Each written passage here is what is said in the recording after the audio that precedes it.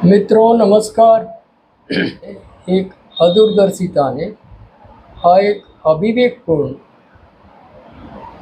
कदम ने लाखों लोगों को हिंसा, हत्या, लूट, बर्बरता, आगजनी, अपहरण और धर्मांतरण के ऐसे गहरे कुएं में धकेल दिया जिससे मुक्ति का मार्ग आज भी नहीं है। ये कहानी ढाका के पास 1904 में पैदा हुए जोगेंद्रनाथ मंडल की है, जिन्होंने अपने लाखों अनुयायियों को एक ऐसे मुश्किल दौर में डाल दिया जहां उनके विनष्ट होने के सिवाय कोई भी रास्ता नहीं बचा था। एक ऐतिहासिक घटना मुस्लिम लीग के साथ पाकिस्तान बनाने में उन्होंने रुचि ली और उनके साथ कदम ताल करते रहे, यहाँ तक कि सोहरावर्दी के नेतृत्व में जो डायरेक्ट एक्शन डे 16 अगस्त 1946 को कलकत्ता की गलियों में हुआ, जो खून से लाल हो चुके थे नदी नाले, उसमें भी उन्होंने अपने अनुयायियों से कह रखा था कि वे मुस्लिम लीग का साथ दें, और ऐसा हुआ भी। एक विश्वास जो उन्होंने अर्जित किया था अपने फॉलोअर्स के बीच, वे दलित थे, उनकी संख्या भी भारी थी।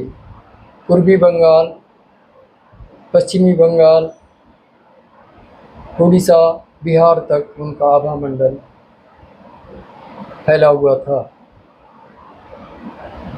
लेकिन वो पद, प्रतिष्ठा,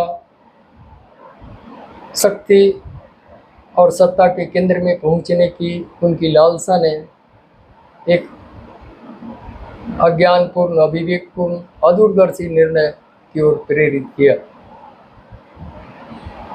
वे मुस्लिम लीग के साथ खड़े हुए, यहाँ तक कि सिलहट एक जिला जिसमें 73% हिंदुओं की आबादी थी, उस 73% जिले को जनमत संग्रह के लिए वो रखा गया। जनमत संग्रह में उन्होंने अपने अनुयायियों को कहा कि वे पाकिस्तान के पक्ष में वोट दें। नतीजा ये हुआ कि बहुमत पाकिस्तान की ओर गया और वह जिला पूर्वी पाकिस्तान को मिला।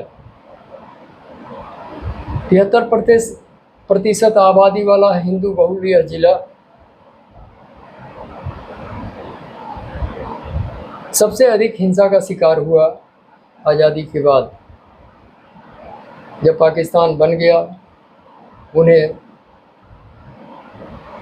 पाकिस्तान के प्रथम विधि मंत्री के रूप में मंत्रिमंडल में शामिल किया गया। उन्होंने जो ख्वाब देखे थे कि पाकिस्तान एक हरा भरा, खेलता कूदता, विकसित करता हुआ, सद्भाव सौहार्द के साथ रहने वाला मुल्क बनेगा और हम भाईचारगी के साथ रह लेंगे, ये सपना उनके जाने के साथ ही टूटता गया। शायद उन्हें ये पता नहीं था कि दारुल इस्लाम और दारुल हरब, दो तरह के मुल्क की कल्पना इस्लाम में की गई है।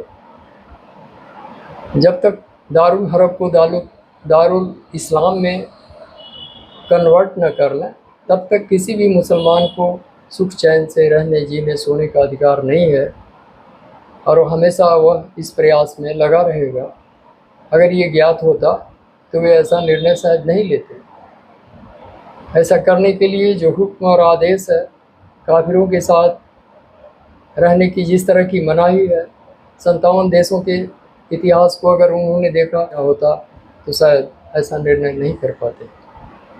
उन्हें ये मालूम नहीं था कि इस्लाम के साथ दुनिया में कोई दूसरा अर्थात कोई गैर मुस्लिम सम्मान के साथ जी सकेगा। यह एहसास, यह आभास उनको नहीं था। मुस्लिम लीग ने उन्हें यह भरोसा दिलाया था, लेकिन ये भरोसा टूटता गया और जैसे ही पाकिस्तान का गठन हुआ उसी दिन से ये प्रयास शुरू हो गया कि गैर मुस्लिमों को या तो धर्मांतरित करो या उनकी हत्या करो, उनके साथ बलात्कार करो, तरह तरह की यातनाएं दो, इसलिए कि अगर उन्हें जीवन से मोह होगा तो वे धर्मांतरित हो जाएंगे। और ऐसा हुआ भी। जो 22% आबादी हिंदुओं की थी बांग्लादेश में बंटवारे के समय, वह आज घटकर 8% हो चुकी है।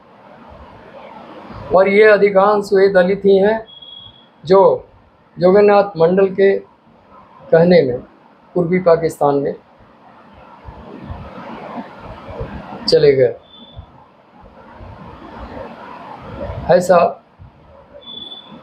ये पत्र जो उन्होंने अपने त्याग पत्र देने के संदर्भ में लिखा था, उन्होंने बताया था कि ढाका की गलियों में, ढाका की सड़कों पर अकेले 1950 और 1949 के दिनों में लाखों लोग वैसे मरे रहे जैसे, और उनकी लाशें पड़ती सड़ती रहीं जैसे मवेशियों की हों। यह सब कुछ उनसे देखा नहीं गया।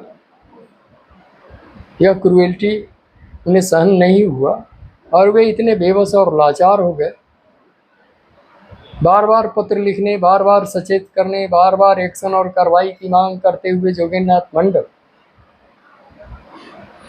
जब थक गए और कोई सुनवाई नहीं हुई तो लियाकत अली खान, जो उस समय के प्रधानमंत्री थे, उनको एक त्याग पत्र दिया और उस त्याग पत्र में लंबे चौड़े विवरण भी किए। क्या मैंने ऐसे ही पाकिस्तान की कल्पना की थी? यह हत्या, लूट, बर्बरता और धर्मांतरण जो हो रहे हैं, इसे रोकने का कोई प्रबंध प्रशासन द्वारा नहीं किया जा रहा है। उन्हें यह एहसास नहीं था कि प्रशासन द्वारा पोषित होते हैं ऐसी हिंसा, ऐसे बर्बरता जो आज भी हो रहे हैं। पाकिस्तान में बसने वाले हिंदुओं को इस बात की अच्छी जानकारी है। पाकिस्तान क्या, बांग्लादेश में भी अब कुछ वैसे ही चलन आ गई हैं, वैसी ही परिस्थितियाँ बन गई। कहने का तात्पर्य ये है कि एक अदूरदर्शी निर्णय ने लाखों लोगों की ज़िंदगी को किस तरह से भयावह बना दिया, कठिन बना दिया, एक ऐसे दलदल में डाल दिया जिससे निकलने का अब कोई रास्ता नहीं है। उन्होंने ये सोचा था कि मुस्लिम और दलित की भाईचारगी इसलिए चलेगी कि सामाजिक और आर्थिक दृष्टि से ये दोनों एक ही तरह के जीवन स्तर में हैं। उनकी राजनीतिक हैसियत और उनकी सांस्कृतिक सामाजिक हैसियत का उन्होंने गौर नहीं किया था। उन्होंने जीवन का, भविष्य का आधार सामाजिक और आर्थिक परिस्थितियों में ही देखा था। वे भूल गए थे कि जो सांस्कृतिक जीवन मूल्य सदियों के प्रक्रिया से विकसित हुए हैं भारत के, उसको दूर होना, जो रचे बसे हैं संस्कृति में, जीवन मूल्यों में, आदतों में, परंपराओं में, रीति रिवाजों में, उसे विमुख होना, उससे अलग होना कोई आसान काम नहीं था। लेकिन भटकाव के शिकार एक नेतृत्व ने संकट में डाल दिया। इतिहास को इसे सबक लेने की ज़रूरत है। ठीक समानांतर डॉक्टर अंबेडकर भी दलित नेता थे। जब उन्होंने ये कहा था कि मुसलमानों की भाईचारगी अपने बिरादरी तक ही सीमित होती है, दूसरों के साथ भाईचारगी की कोई भी अवधारणा उनके पास नहीं है, उसी समय जोगन्नाथ मंडल को सचेत हो जाना चाहिए था। इन सब तथ्यों से पूरी तरह से वाकिफ थे। डॉक्टर अंबेडकर, लेकिन यही भूल कर जाते हैं जोगेंद्रनाथ मंडल। ये समझ नहीं पाते हैं धार्मिक सांस्कृतिक महत्ता जीवन में सिर्फ सामाजिक और आर्थिक स्वतंत्रता ही, ये सब कुछ निर्भर है हमारी व्यक्तिगत स्वतंत्रता पर, व्यक्तिगत जीवन मूल्यों पर। इस चीज़ को उन्होंने दरकिनार कर दिया और ऐसी भूल कर बैठी जिसने सैकड़ों परिवारों को छिन्न भिन्न कर दिया, नष्ट विनष्ट कर दिया, धर्मांतरण के लिए विवश किया। आज भी ये सैकड़ों परिवार संकट में हैं, इनके लिए कोई भी रास्ता बचा नहीं है। मेरा अनुरोध होगा, जो भी अपनी कम्युनिटीज़ या सामाजिक इकाई के भीतर नेतृत्व करते वाले लोग हैं, उन्हें दूरदर्शिता के साथ तत्कालिक लाभ और हानि की कसौटी पर नहीं, दूरगामी परिणामों पर ध्यान देते हुए राजनीति करनी चाहिए।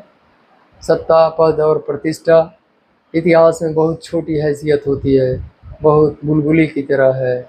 इतिहास गहरा है, समुद्र से भी विशाल है, और इतिहास की दिशाएं बदलती हैं तो एक व्यक्ति की गलती बहुत भारी पड़ जाती है उसके समुदायों पर। इसी विनम्र निवेदन के साथ नमस्कार।